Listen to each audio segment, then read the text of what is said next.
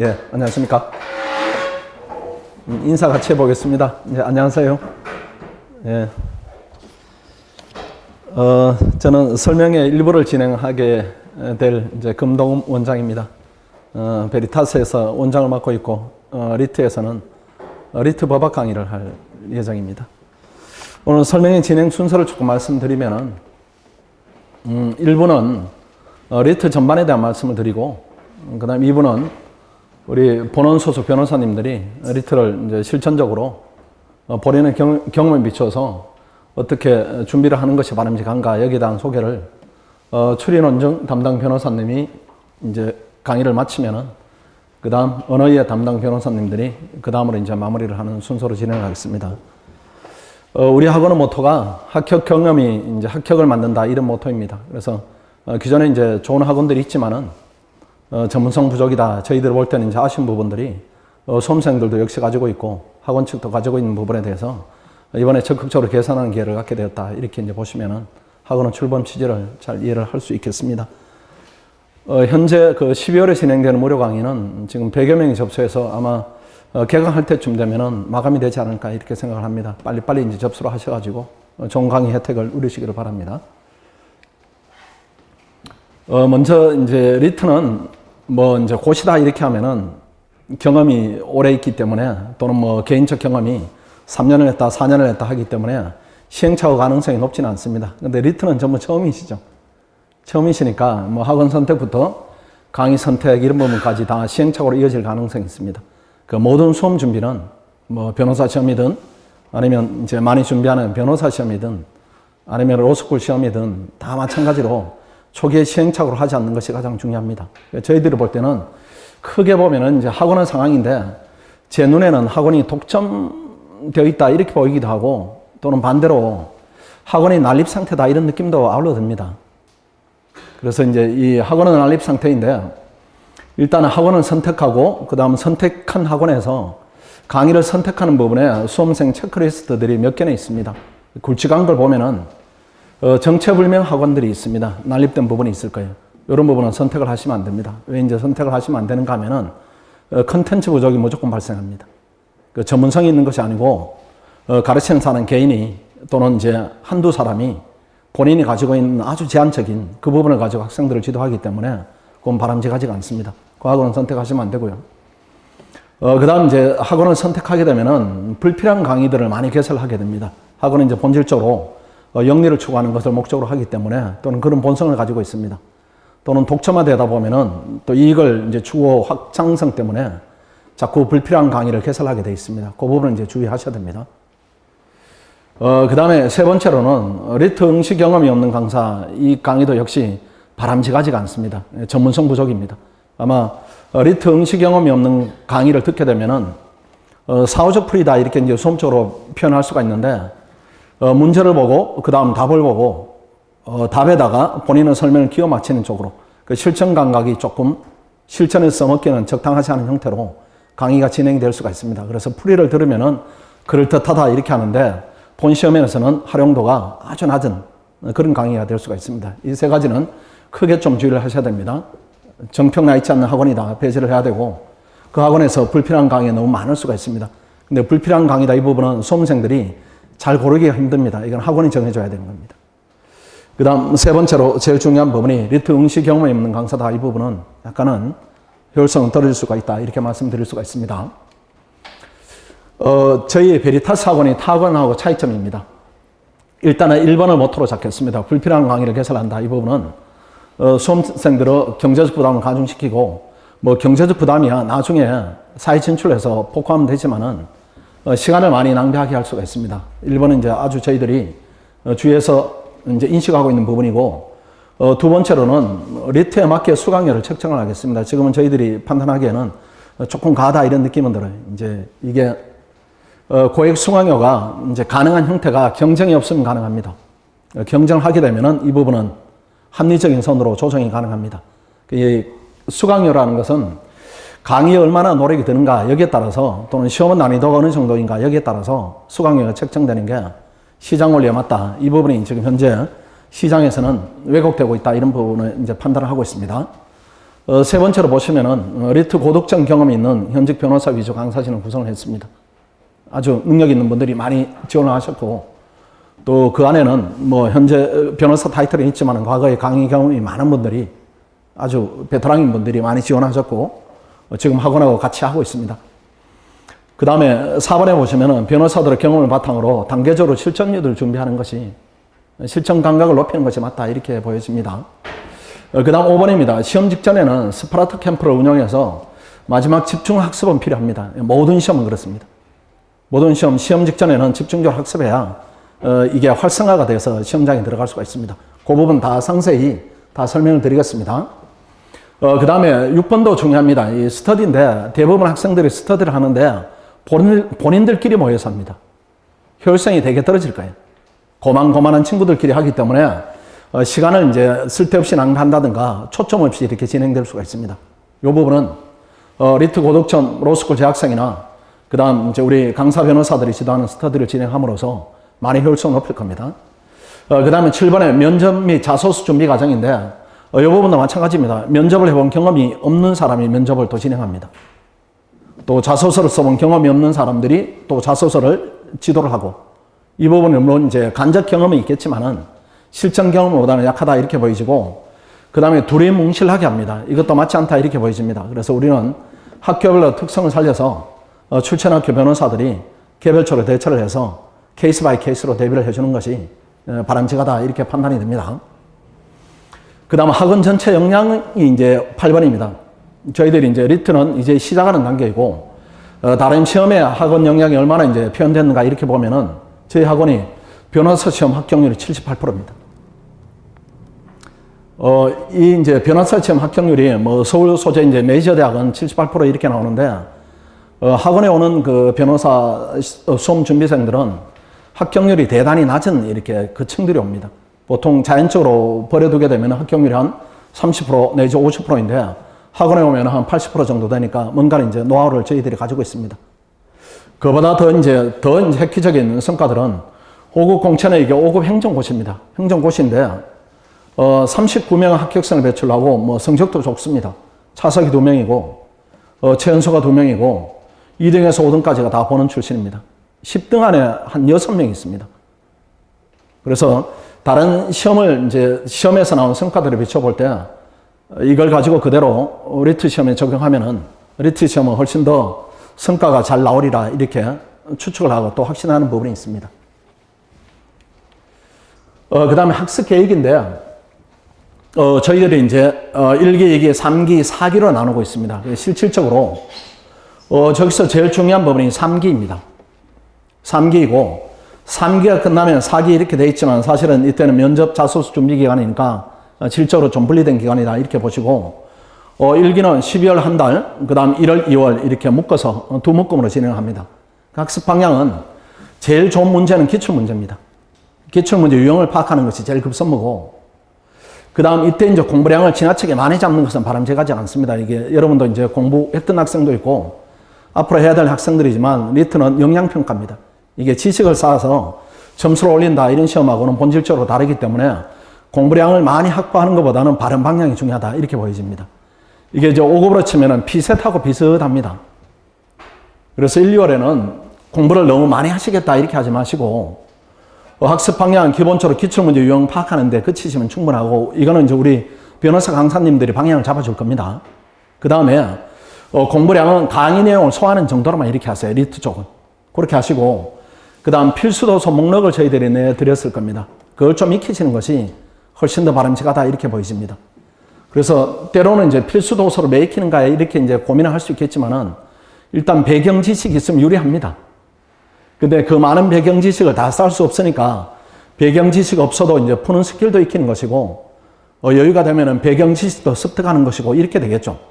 그렇게 해서 리트 문제를 많이 풀어보는 식이다, 이것보다는 필요하면은 개인에 따라서 필수 도서를 이제 독서하는 시기로 이렇게 잡는 것이 전체적 방향은 맞다, 이렇게 보이시고, 저런 작업이 끝이 나면 2기로 가면은 3월, 4월, 5월 정도입니다. 이때는 모든 기출을 이때는 다 손을 대야 됩니다. 기출을 심층적으로 분석하고, 그 다음 기출 문제는 마스터하는 단계까지 강의를 진행할 겁니다.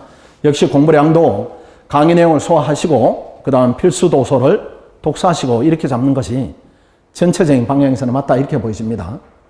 그 다음 저희들이 제일 중점을 두고 있는 부분이 3기입니다. 3기입니다. 때로는 뭐 리트는 공부 시간을 많이 확보할 필요가 없다 이렇게 하는데 그렇지는 않습니다. 세상의 모든 공부들이 공부 시간을 많이 확보하면은 양속의 질이 일부는 나올 수가 있습니다. 물론 이 시험은 특성이 지식을 쌓는 것이 아니고 본인의 역량을 확인하는 시험인데 본인의 역량은 최대치로 확인하는 게 제일 낫습니다. 시험 직전에는 감각을 최대한 활성화시키는 것이 필요하다 이렇게 보여져서 한 80일 정도는 공부량을 최대한 집중적으로 올리겠습니다.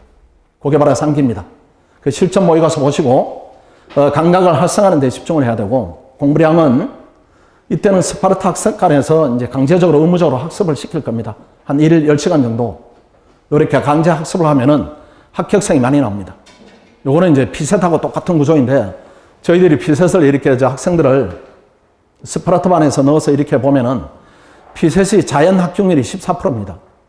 14%인데 우리가 저렇게 집중 학습시키니까 합격률이 79%까지 올라갔어요. 그 효과가 있다 이런 얘기입니다. 그 다음 물론 이제 1일 10시간 이상 강제 학습한다 이 부분이 힘들 수는 있겠습니다. 근데 안에 효율성이 확보되면 괜찮아요. 이 안에는 이따가 조금 더 자세히 말씀드리겠습니다. 그 효율성을 확보하는 부분. 그 다음에 4기입니다. 말씀드린 대로 리트 시험 이유입니다. 면접 자소서 준비 기간인데 학교별 특성에 맞게 하는 것이 맞다 이렇게 보이십니다. 그래서 예컨대 학교별로 이제 예컨대 뭐 성대 로스쿨을 나온 변호사가 이렇게 지도한다 이 부분도 있고 또 유사한 성향을 가진 학교들이 있을 거예요. 그런 학교를 권역별로 먹든지 어쨌든 개별적 특성을 살리는 것이 맞다 이렇게 보이십니다. 12월 1일부터 개강하는 무료 특강입니다. 강의 방향은 일단 1번이 제일 중요합니다. 전부 다 초심자니까 초심자를 위해서 공부 방향 설정을 많이 이렇게 어드바이스를 많이 할 겁니다. 그다음 두 번째로 기출 문제, 기본적인 문제는 이때 분석을 해야 됩니다. 세 번째로 강의하시는 변호사님들과 긴밀하게 좀 상담을 하십시오. 전부 다 이제 오픈 마인드로 여러분들 다 지도를 해드릴 겁니다. 시행착오를 막는 것이 12월에는 제일 중요하다 이렇게 보이죠.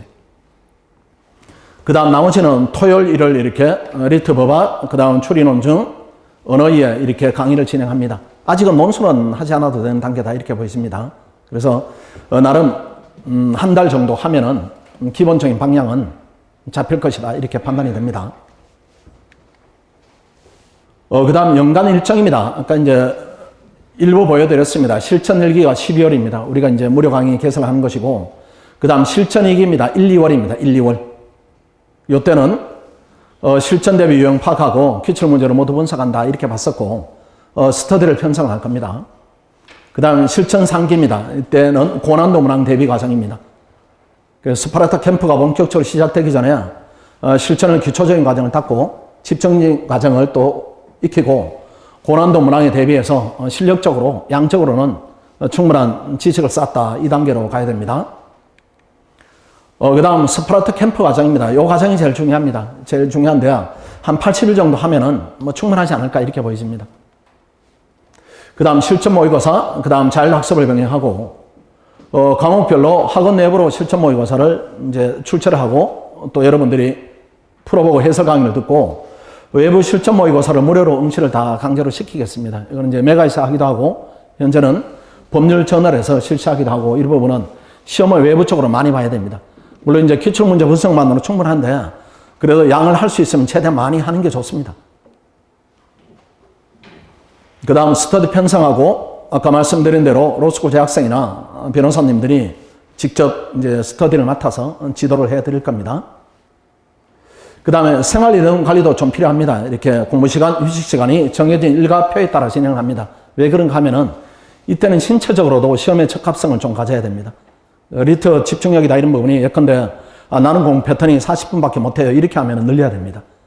리트 시행되는 그 시간하고 똑같이 생체 리듬을 잡아가는 과정이다 이렇게 보시고 모의고사 무조건 참석하셔야 되고 그 다음에 공부에 방해되지 않는 선에서 이제 운동 시간도 허용이 되고 지각 결석 조퇴다 사전에 허가를 받든지 아니면은 나중에는 이제 제외하는 쪽으로 퇴출을 시키는 쪽으로 운영을 하고 있습니다. 요 기준은 이제 변호사 스파르타반이나 그 다음 피세 스파르타반이나 동일한 이제 논리로 진행을 하고 있습니다. 성과는 상당히 나온다 이렇게 볼 수가 있겠습니다. 그 다음에 8월부터 11월까지입니다. 리트 면접 자소서 과정입니다. 아까 말씀드린 대로 이걸 과정을 상당히 세분화시켰다 이렇게 보시면 됩니다. 자산 일정은 추후에 이제 공지할 기회를 많이 갖도록 하겠습니다. 그 다음 수강 혜택인데 1번을 조금 유념해서 보시면은 저희들이 이제 뭐 변호사 시험이든 5급이든 불합격하면 전부 다 수강료를 환불해 주는 제도들이 있습니다. 그 리트도 그 제도를 도입을 했습니다. 120점을 못 맞는다 이렇게 하면은 수강료를 전액 현금 환불해 드리는 제도가 있습니다. 열심히 같이 하자 이런 취지입니다. 그리고 이번에 이제 스파르타 과정에 갈 때 이번 과정에 등록하시면은 많이 할인을 받습니다. 그 다음에 3번에 모든 정규 강좌 다 자유로 무료로 수강이 가능하고요. 복습 동영상 무료로 지원을 해드립니다. 특강, 그 다음 면접 자소서 많이 할인 혜택을 드리고요.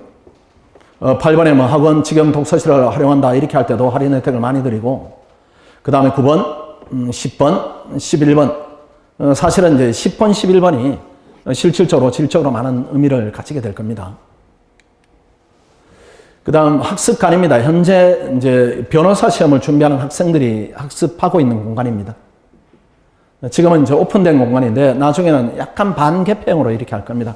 한쪽에는 이렇게 칸막이가 있고 다른 쪽은 이제 터진 쪽으로 이렇게 할 건데, 어쨌든 이렇게 오픈된 데서 공부를 하면은 개인의 집중력 저하다 이런 부분은 상당히 막을 수가 있습니다. 힘들이지 않고 목표량은 채울 수가 있다 이렇게 보시면 됩니다. 그 다음 직영 원룸인데 우리 학생들에게는 뭐 직접적으로 해당되는 부분은 아니겠습니다. 이게 이제 뭐 혹시라도 지방에서 서울에 와서 공부를 하겠다 이렇게 하면은 저희들이 직영 원룸을 좋은 조건 하에 임대를 하고 있습니다. 이 부분은 서울 소재 학생들은 해당 사항이 없겠습니다. 그 다음 입학 안내 그런 자료를 보시면 되고요. 그 다음 이제 수험생들의 부담을 대폭 이렇게 줄여드렸습니다.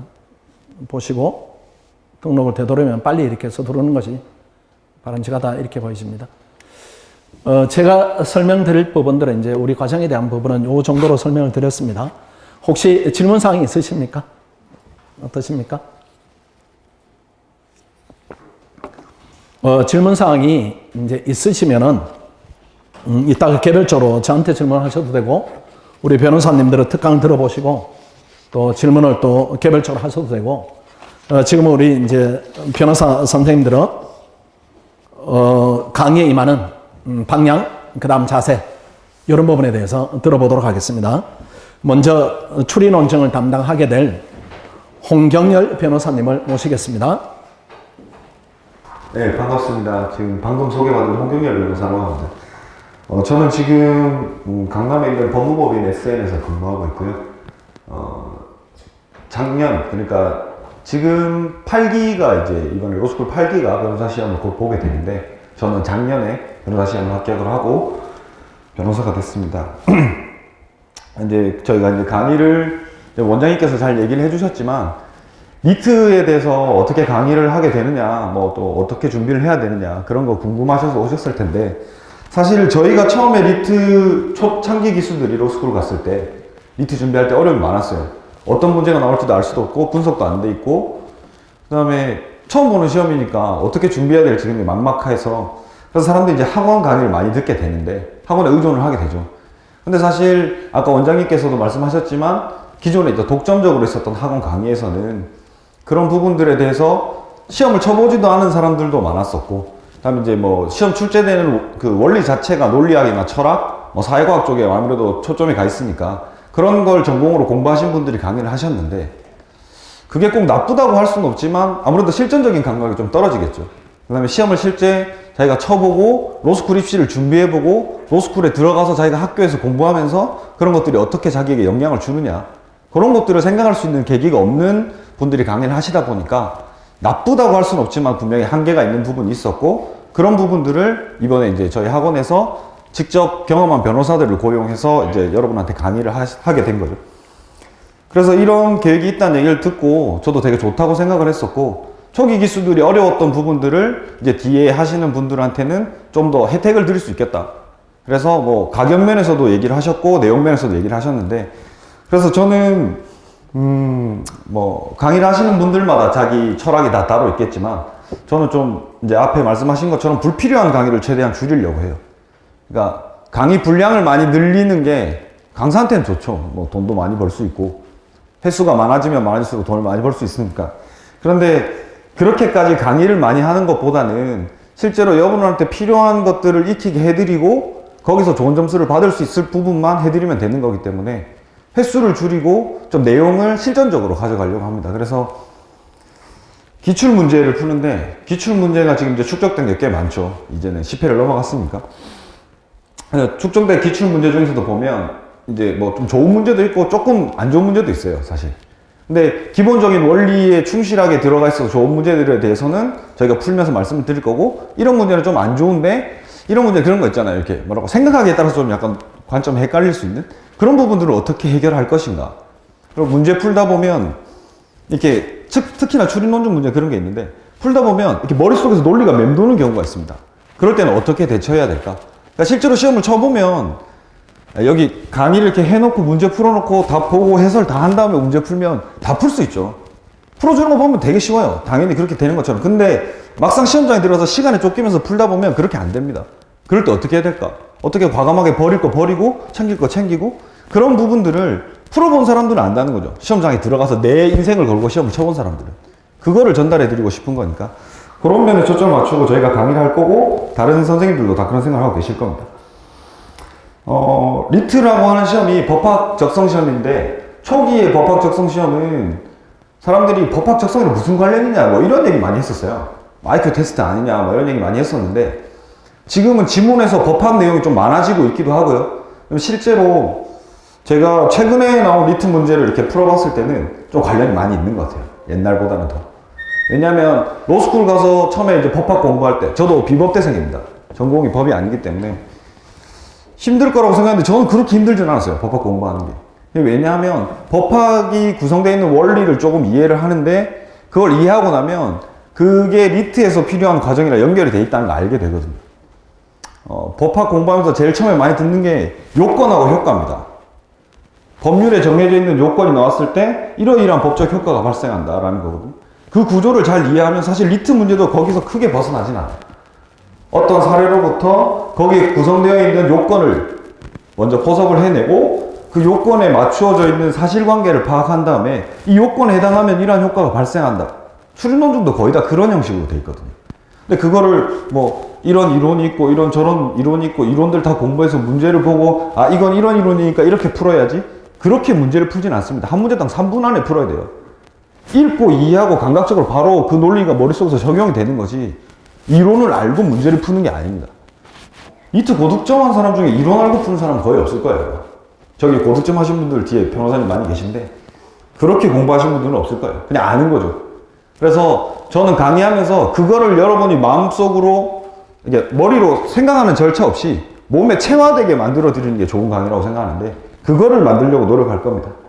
그래서 리트 강의를 하면서 여러분들한테 그런 것들을 최대한 전해드리려고 노력할 테니까 수업할 때 재밌게 따라오시면 되고, 저는 뭐 예습을 금지를 시킬 거예요. 저희 강의를 들으시면. 예습을 할 필요가 없습니다. 와서 들으시고 집에 가서 복습을 하시면 돼요. 그리고 초창기 하는 건 특히나 시간을 최대한 뭐 많이 안 쓰고 여유 있게 공부하시면서 흥미를 가지시는 거 위주로 할 거예요.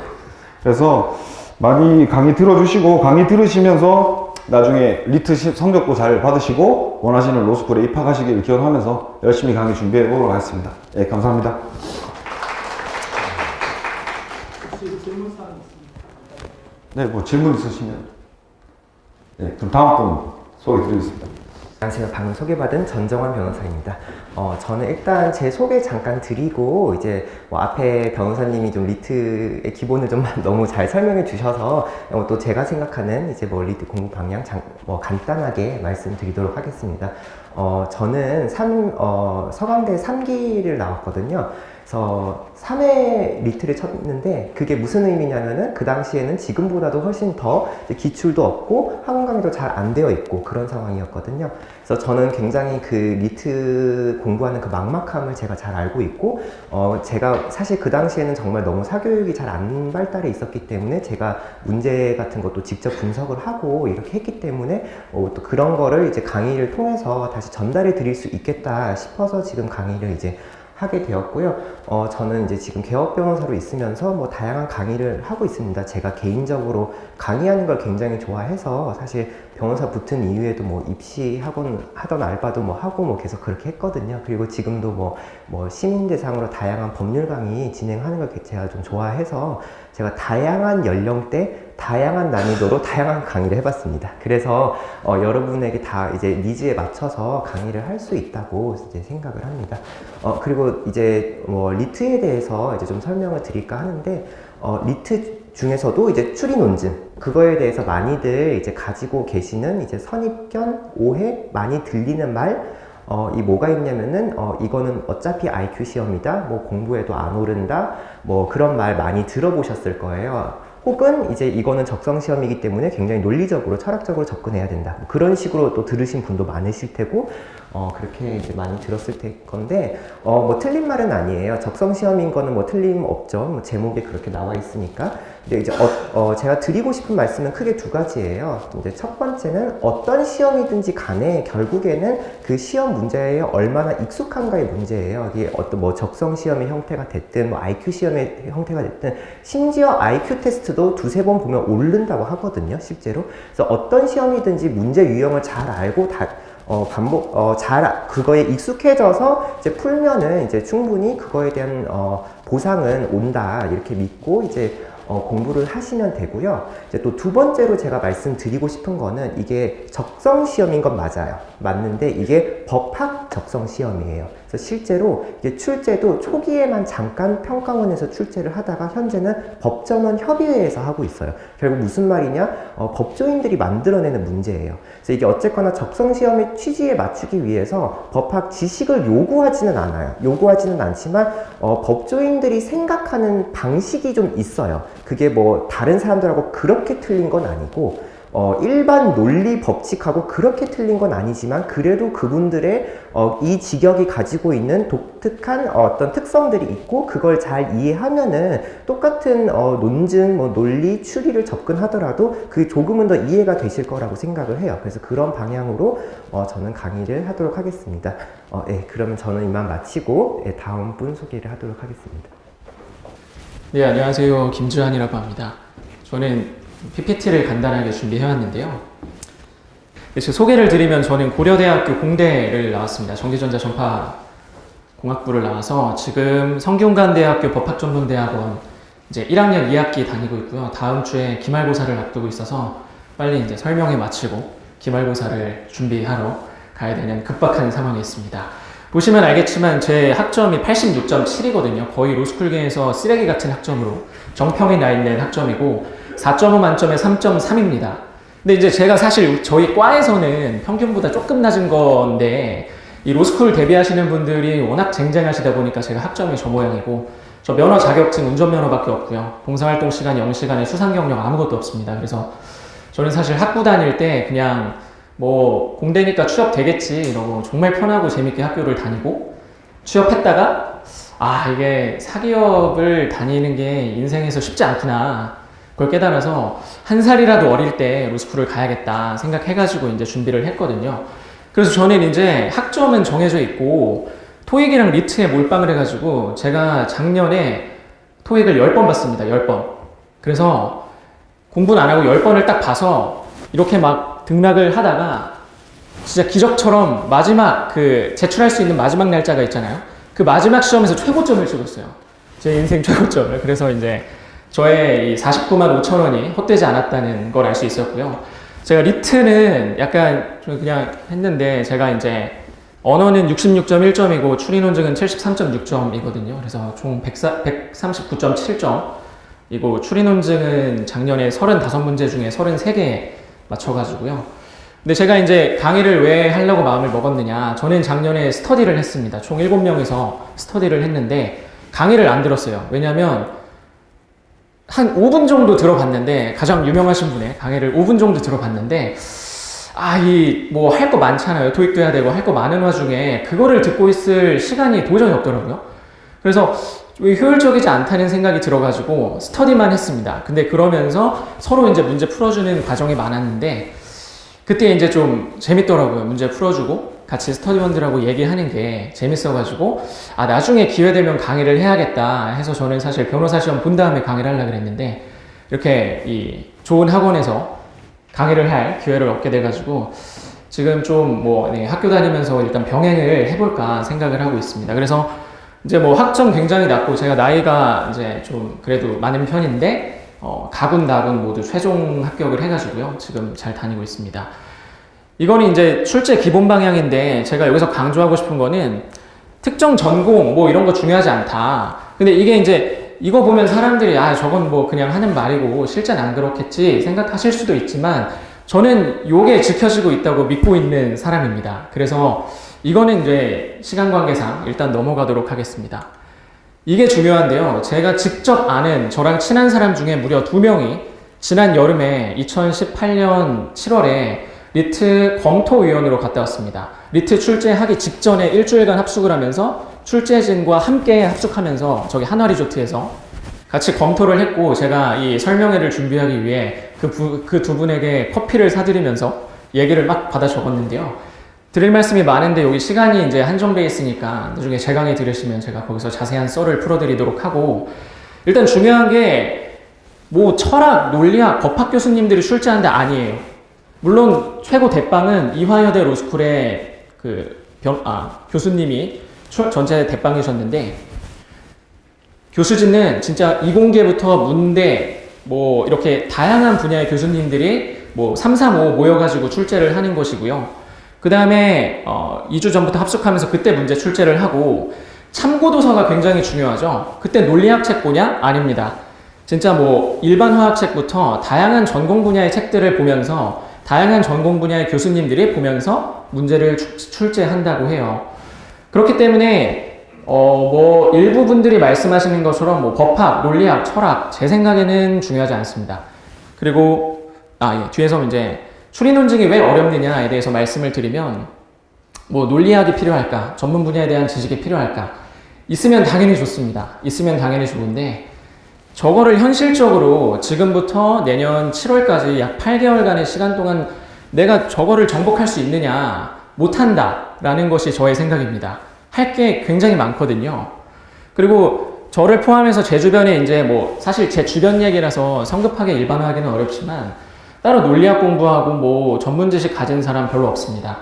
그냥 대부분의 공통점이 강의를 들은 사람도 있고 안 들은 사람도 있는데 기출문제를 철저히 분석하고 연습했다는 게 공통점이고요. 그냥 제 개인적인 생각으로는 진짜 가벼운 교양서 수준의 논리학 책을 읽는다든가 저는 초등학생 때 논리와 놀자라는 책을 읽었던 기억이 나는데 그리고 이제 중고등학교 수학에 나오는 귀류법, 집합명제, 경우의 수, 확률통계 저는 이런 거 공부하는 건 굉장히 도움된다고 생각해요. 작년에 스터디할 때 이 문과 출신 친구들이 저거를 해서 손을 놓은 지 막 4년, 5년이 돼버리니까 제가 이제 명제 이렇게 풀어주는데 이해를 못 하더라고요. 그래서 이제 저 정도는 할 필요가 있다고 생각하는데 일단 그래서 원리들을 따로 공부해야 하는가 해서 이제 제가 전 질문에서 대략 말씀을 드렸죠. 우리의 시간과 돈이 매우 중요하기 때문에 저는 가장 효율적인 방법으로 수강을 하셔야 된다 생각을 하고요. 저 또한 현재 학생이고 저도 이제 변시 붙어야 되거든요. 그래서 저 또한 가장 효율적으로 강의를 하려고 하고 있습니다. 절대 쓸데없는 강의를 여러분들을 위해서도 안 하겠지만 저를 위해서도 할 수가 없어요. 그래가지고 효율적으로 할 생각이고요. 기출문제만 공부해도 충분할까? 여러분 막상 해보시면 시간 부족합니다.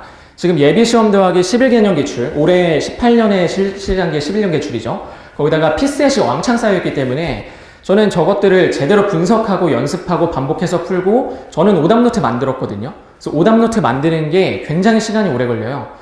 그러고 나서 만약에 시간이 남으면 그때는 학점관리, 영어 공부, 자기소개서, 면접, 독서 이런 거 하는 게 훨씬 더 도움이 된다고 생각하고요. 리트 아직 풀어보셨는지 모르겠는데 한번 쫙 풀고 12개년 쫙 돌린 다음에 나 이제 다 분석했다 하고 처음부터 다시 풀잖아요.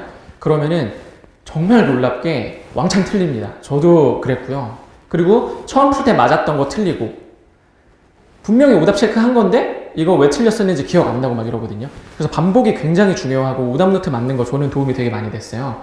그리고 독서에 대해서 한 번만 말씀드리면 저는 이제 철학이나 예술 쪽 지문이 너무 읽기가 불편하더라고요. 제가 막 못 푼다 이런 느낌보다는 너무 거부감이 들어서 그걸 극복하기 위해서 진모 씨가 쓴 그 미학 오디세이라는 책을 3권을 읽었거든요. 근데 그걸 읽어서 내가 뭐 정답률이 올라갔다 이렇게 말씀드리긴 어렵지만 적어도 그걸 3권 읽고 이제 리트를 푸니까 거부감이 줄어들고 지문을 읽는 데 소요되는 시간이 좀 단축된 것 같아요. 그래서 도움이 됐던 것 같습니다. 그래서 뭐 예를 들어 뭐 과학 지문이 약하다 하시면 과학 교양서 정도 읽는 거 도움 될 거라고 생각하고요.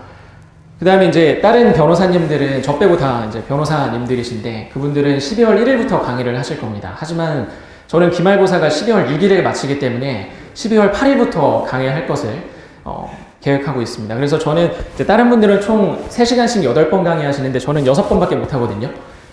하지만 제가 이제 6번으로도 가장 이제 컴팩트하게 좋은 강의를 제공해 드리고자 생각을 하고 있고 저는 그냥 유형별로 할까 하는데 이거는 상황에 따라서 조정을 할 것 같아요. 저도 되게 계략적으로 생각해 놓은 거라서 솔직히 말씀드리면 네, 그렇기 때문에 그리고 저는 또 마지막엔 피셋 기출을 약간 같이 풀어보려고 하거든요. 객관적으로 피셋은 그러니까 문제 하나하나를 비교해보면 피셋보다 리트가 훨씬 어렵습니다. 근데 피셋은 이제 시간이 부족한 거죠. 시간이.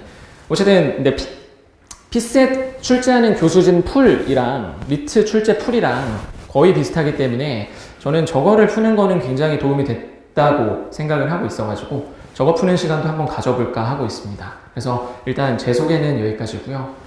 네, 잘 부탁드립니다. 감사합니다. 제가 굉장히 놀란 게 뭐냐면은 제가 생각했던 부분들이랑 앞서 말씀드리신 변호사님들께서 생각하는 게 거의 다 비슷하더라고요. 그래서 제가 정말 할 말이 많이 없긴 한데 제가 사실 리트를 좀 3번이나 쳤어요. 왜냐하면은 제가 굉장히 스펙이 안 좋고 맞거든요. 그렇지만 저 같은 경우에는 언어에는 굉장히 점수가 먼저 잘 나왔기 때문에 계속 이렇게 리트 시험에 도전할 수 있었는데 저 같은 경우 2014년도 시험이랑 2015년도 시험에서 언어를 2번 연속으로 만점을 받았었습니다. 그래서 언어A 같은 경우에는 근데 많은 분들이 되게 어려움을 많이 겪는 게 뭐냐면은 공부를 해도 이게 성적이 안 오르는 느낌을 많이 받으시더라고요. 물론 이게 추리노님도 그렇긴 하지만 특히 언어A에 대해서 그런 부분 생각들을 많이 하시는 것 같은데요. 저 같은 경우에는 그 이유에 대해서 생각을 해봤는데 언어A를 좀 잘못된 방식으로 공부하고 있었기 때문이라고 생각했습니다. 저도 법학전문대학원을 준비할 때 스터디를 해봤는데 그 스터디원들이 준비를 할 때 어떻게 하냐면 배경 지식을 쌓으려고 많이 노력을 하더라고요. 그래서 무슨 되게 어려운 철학 지문이라든지 미학 지문들을 가지고 와서 같이 읽자고 한다든지 아니면 무슨 논리학 공부를 하자고 이렇게 제가 사실 철학과거든요. 근데 사실 저 철학과인데도 그 논리학 공부하는 게 리트에 사실 도움이 많이 못 받았거든요. 이게 리트 시험은 사실 앞서 많은 변호사님들이 얘기하는 것처럼 사실 기출이 왕도라고 생각을 합니다. 저 같은 경우도 스터디를 계속 하면서 기출을 좀 적게 잡아도 한 5번씩은 돌렸죠. 모든 기출을. 그 기출을 풀면서 사실, 기존 강의들이 그렇잖아요. 사실 무슨 문제 푸는 방법을 알려주잖아요. 문제 푸는 이론들을. 근데 그 이론들이 시험 문제를 풀 때 생각이 나진 않을 뿐더러 그런 방법들을 적용하면서 풀 수가 절대로 없습니다. 왜냐하면 시간 제한이 있기 때문에요. 그러니까 무슨 시간을 무제한으로 준다고 한다면은 여기 계신 모든 분들이 다 언어에 만점이 나올 겁니다. 그렇지만 그렇지가 않잖아요. 이게 시간이 제한 있는 시험이고 그 시간 안에 풀기 위해서는 분명히 필요한 건 감각입니다. 딱 문제를 보자마자 언어의 문제를 보자마자 딱 이 문제는 어떻게 풀어야겠다고 딱 그 감각이 나와야 되고 그런 감각이 만들어지기 위해서는 사실 기출을 한 번 돌리고 2번 돌리고 3번 돌리고 계속 돌려보면서 이게 문제를 계속 풀면서 감각을 익히셔야 합니다. 어떤 인간 강사님들은 이렇게 기출 악기라는 말들을 하신다고들 하더라고요. 기출 아끼면서 마지막에 기출을 풀어라. 저는 사실 어떤 생각이 다를 수 있겠지만 저는 그 부분에 동의하지 않고요. 결국 기출을 여러 번 돌리면서 감각을 익히고 그 감각을 토대로 문제를 보자마자 빠르게 그러니까 문제를 어떻게 풀어야 될지 이번 지문을 먼저 읽어야 될지 아니면 문제를 먼저 봐야 될지 그 지문을 볼 때도 어떤 부분을 더 중점적으로 읽어야 될지 그런 감각을 익히는 게 가장 중요하기 때문에 저는 그렇기 때문에 저는 강의를 할 때 일단 기출을 풀 생각입니다. 강의 처음에는 일단 쉬운 문제들을 그러니까 아주 그런 쉬운 문제들을 토대로 강의를 하면서 여러분들에게 그런 감각을 익힐 수 있도록 도와드리고자 할 생각입니다. 제 강의는 여기까지고 혹시 질문 있으시면 질문 받을게요. 네, 없으시면 내려가겠습니다. 감사합니다. 네. 안녕하세요. 저는 정종욱 변호사입니다.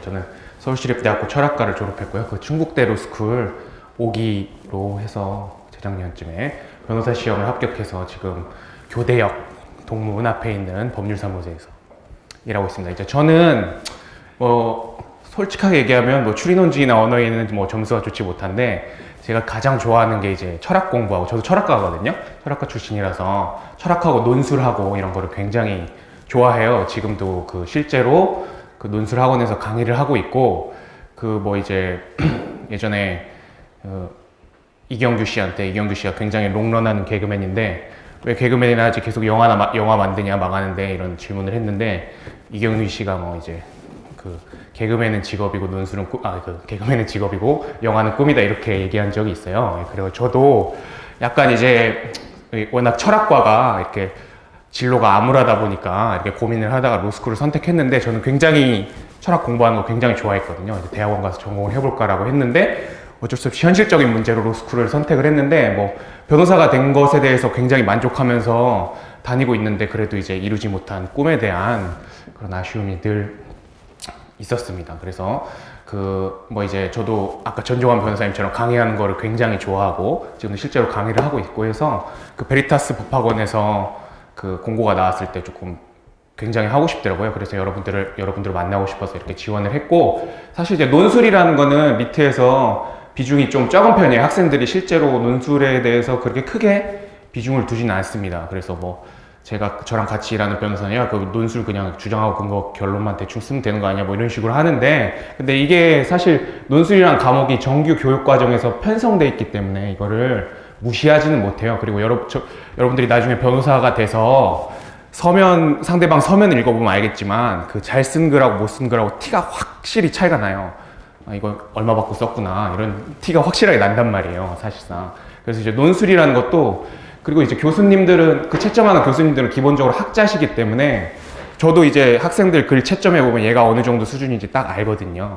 교수님들도 맨날 논문 보시고 글 쓰는 게 교수님들 일인데, 교수님들 보시면 글 잘 쓰면 굉장히 차별화될 수가 있죠. 그래서 제가 봤을 때 그게 사실이에요. 사실 이제 언어 이해랑 추리 논증에 비중을 둬야 된다는 건 사실인데, 약간 논술이 계륵 같은 느낌이 있죠. 하지만 또 이제 한 가지를 소홀하다 보면, 이제 변호사 시험도 여러분들이 해보시면 공부할 게 굉장히 많잖아요. 근데 이제 꼭 한 과목씩 펴요. 이게 완벽하게 할 수가 없어서. 근데 이제 한 과목 때문에 마지막까지 불안해요. 그래서 이제 예를 들어서 변호사 시험에서 선택 과목 이런 거 있거든요. 환경법, 노동법 이런데 공부할 시간이 없어서 끝까지 뒤로 밀어놓는단 말이에요. 근데 이제 나중에 제가 지금 같이 일하는 친구 같은 경우에는 환경법 꽈락날까봐 그분 굉장히 이제 높은 점수를 합격을 했거든요. 꽈락날까봐 이제 발표할 때까지 불안했다, 이렇게 말씀을 하시는데, 여러분 논술도 마찬가지예요. 이게 사실 해보면 이제 논술이라는 과목이 이게 여러분들 다 수능 세대이기 때문에, 논술도 이제 수시 이제 등급컷 맞춰서 하는 게 일반적이고, 이제 깊이 공부는 하진 않거든요. 근데 이제 논술도 쓰는 방법이 다 있습니다. 방법이 다 있고, 글이라는 게 이제 지적을 하고 첨삭을 하고 이제 코멘트를 해주면 늘기 마련이기 때문에, 우리가 지금 이제 초년차 변호사님들이 이제 대표 변호사님한테 이제 코멘트 받고 그러면서 늘듯이, 여러분들 이제 법조인 되셔서도 글 쓰고 이런 게 굉장히 중요해요. 글 잘 쓰면은 어디서 굉장히 인정받습니다. 그래서 이게 이제 수험이라는 거는 제가 봤을 때 이제 장기적인 플랜과 단기적인 플랜이 적절하게 조화되어야 된다고 생각하는데, 지금 이제 아까 원장님께서도 이제 장기적인 플랜을 보여주셨는데, 패키지 이런 걸로 이제 하시니까 논술을 따로 공부하시는 데는 부담이 없으실 것 같고요. 제가 이제 이거 맞기로 이제 결정을 하고 어떻게 하면은 논술을 효과적으로 공부할 수 있을까 이거를 생각해 봤는데, 이제 논술이라는 거는 어떻게 보면 철학 베이스로 푸는 거기 때문에, 이제 제가 이제 언어 이해 보시면 아까 이제 강사님도 말씀하셨는데, 이제 다른 전공자들 같은 경우에는 철학 지문이 굉장히 어려워요. 그래서 이제 언어 이해 철학 인문학 지문을 좀 제가 따로 풀어드리면서, 그리고 이제 결국 논술이라는 것이 이제 사회적으로 문제가 되는 사안에 대해서 네가 어떤 생각을 가지고 있느냐, 이거를 묻는 시험이거든요. 그게 이제 또 면접하고도 굉장히 큰 연관성을 가지고 있습니다, 여러분. 그래서 이제 요새 문제되는 그 특별재판부 설치라든가 사법농단이라든가 이런 거에 대해서 저는 이제 논술 수업할 때 그런 거 신문 칼럼 뽑아서 이제 읽게 하고 이제 얘기시키고 써보라고 하거든요. 그래서 이제 그 사실 로스쿨 입시가 그 불확실한 부분이 굉장히 많아요. 어떻게 보면은 이제 외부에서 볼 때는 불투명한 부분이 굉장히 많고 그래서 문제를 계속 제기하잖아요. 그래서 이제 여러분들 로스쿨 실제로 가보시면 나는 왜 붙었는지 모르겠다 이렇게 얘기하시는 분들이 굉장히 많아요. 그리고 이제 아까 이제 고득점 받으신 분도 이제 계속 이제 안 돼서 이렇게 떨어졌다고 하죠. 쟤는 리트 막 만점인데 왜 떨어지지? 나는 왜 붙었지? 이런 부분이 굉장히 많아요. 그 이유가 그 외부에서 그런 거에 대해서 계속 문제를 제기하잖아요. 근데 그게 어쩔 수 없는 이유는 그 이제 면접이나 논술이라는 요소가 채점 기준이 굉장히 주관적일 수밖에 없어요. 근데 사실 면접이나 논술도 준비를 잘 하시면 여러분들 뭐 어차피 리트 못 리트 전형 요소가 굉장히 다양한데 리트나 뭐 토익이나 뭐 이런 거 조금 하나 빠지시면 면접에 올인하셔야죠. 그래서 저는 이제 제가 이제 논술을 하면 좀 이제 면접과의 연관성도 고려를 해서 시사적인 문제들 다루면서 뭐 법학 쟁점들도 여러분들에게 설명해드리고 할 계획을 가지고 있습니다. 그래서 사실 조금 이제 계륵 같은 존재라 뭐 수강생이 얼마나 올까 모르겠는데 여러분들 참석해 주시면 제가 열심히 함께 공부하는 시간을 가지도록 했으면 좋겠습니다. 감사합니다. 예, 안녕하십니까. 안녕하십니까. 손흥민 변호사입니다. 예, 여러분들 지금 처음 뵙게 됐는데요. 예, 저는 한양대학교 공학과, 그러니까 보다 정확하게는 컴퓨터공학과 경영학을 복수 전공하고, 한양대학교 컴퓨터공학 전문대학 컴퓨터공학으로 석사학위를 받고, 그 다음에 직장도 좀 다니다가 한양대학교 로스쿨에 입학해서, 졸업하고 지금은 변호사로 활동하고 있습니다. 제가 뭐 딱히 어떠한 그 특별한 나는 반드시 굉장히 잘할 수 있어. 뭐 그렇게 해서 강사가 됐다라기보다는 우선 뭐 제가 리트를 경험하면서 이런 부분들은 좀 아쉬웠었는데 이런 좀 아쉬웠던 부분들을 좀 정확하게 캐치해주지 못하는 강의들이 많은 것 같아서 제가 이렇게 불초하나마 그런 부분들에서 좀 도움을 드릴 수 있지 않을까 해서 강사에 지원하게 됐습니다. 강사에 지원하게 됐던 가장 큰 쟁점 중에 하나라고 하면 역시 시간 관리와 관련된 부분이었었던 것 같아요. 언어이해 같은 경우에는 요번에도 불수능 논란 때문에 익히 보셨겠지만 시간이 굉장히 촉박합니다. 수능이랑은 비교할 수 없을 정도로 굉장히 시간이 촉박하고 그러다 보니까 시간을 굉장히 잘 관리해야 될 필요성이 있는데 그런 부분들을 아무래도 경험해보지 못한 강사분들께서 강의를 하시는 경우가 많다 보니까 그런 것들이랑 관련된 어떤 체계적인 그런 것들은 없었던 것 같아요.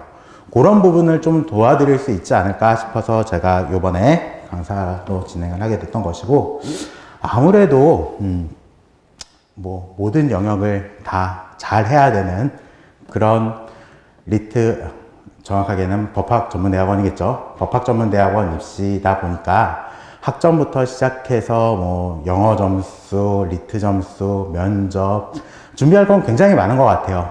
그리고 준비하는데 굉장히 다들 하나라도 놓칠 수 없는 그러한 것들이기 때문에 다 열심히 골고루 준비를 하셔야 될 것 같습니다. 다만 그 중에서도 특히 제 강의를 들으면서 아까도 말씀드렸던 것처럼 시간 관리와 관련된 부분들은 굉장히 많이 도움을 드릴 수 있을 것 같아요. 근데 저만이 저 나름대로의 노하우를 통해서 그런 부분들은 좀 도와드릴 수 있을 것 같고 그리고 제가 추가적으로 간단하게 도와드릴 수 있는 부분들이 있다면 그런 부분들은 아무래도 좀 더 논리적으로 문제를 접근하는 방법 같은 것들은 약간 좀 제가 도와드릴 수 있을 것 같습니다. 예. 가장 로스쿨 입시를 준비하면서 가장 큰 문제라고 했던 부분들이 사실은 저희 학교 같은 경우에는 리트 점수 같은 것들도 있지만 리트 점수 외에도 면접이나 그리고 자기소개서 같은 것들을 준비를 하면서는 정말 막막했던 것 같아요. 그런 부분들에 있어서도 제가 나름 그래도 한양대에서 거의 한 10년 가까이 있었던 그런 경험을 토대로 좀 도와드릴 수 있지 않을까 싶습니다. 학원에서 뵙겠습니다. 감사합니다. 예. 오늘도 시간 내서 좋은 이제 리트 방향 제시해준 우리 변호사 강사님들 감사를 드립니다. 자, 설명에 마치겠습니다. 수고하셨습니다.